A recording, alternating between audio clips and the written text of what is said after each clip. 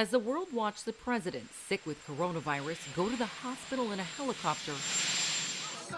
Down in North Carolina, the most expensive Senate race in the country began tumbling into chaos.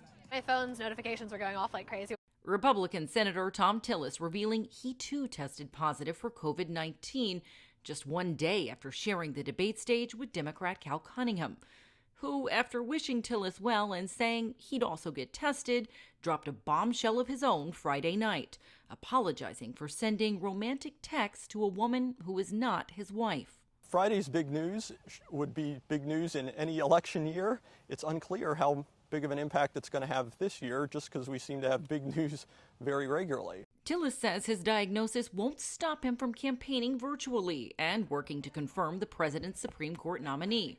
I spoke with the president last night.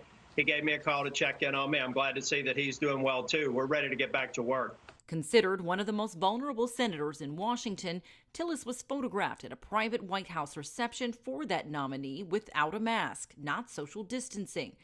That carelessness didn't seem to affect Republicans CNN met in the Tar Heel state. I think that it is to be expected statistically that at some point somebody was going to get sick on the campaign. I don't think this is going to make one bit of difference, especially considering what's going on with the Democratic.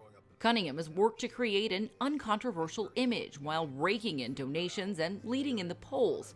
But right-wing website nationalfile.com posted screenshots of texts between the married father of two and a California public relations strategist.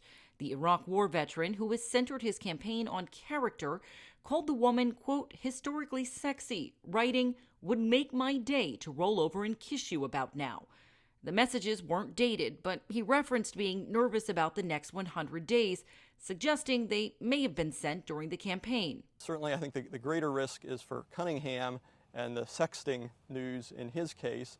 He's been presenting himself as an all-American good guy. This could undercut that image. In a statement sent to CNN, Cunningham said, "I have hurt my family, disappointed my friends, and am deeply sorry." He has not appeared publicly since he addressed the text on Friday. He asked that his family's privacy be respected, but noted he's not dropping out. And while Republican consultants think that this is the opportunity to sway still undecided voters, I would not be hitting the fact that he had an affair. It would be about, can you trust Cal Cunningham? And the answer to that is unequivocally no. Democrats aren't so sure, saying Cunningham's platform is strong. Plus, they cite President Trump and his own scandals in 2016. People still voted for him. They're making decisions about what's happening in the voters' home, in the people's home, and their ability to live and have the access to health care they need, especially during a time like COVID. Something voters at a Get Out the Vote event in Charlotte echoed.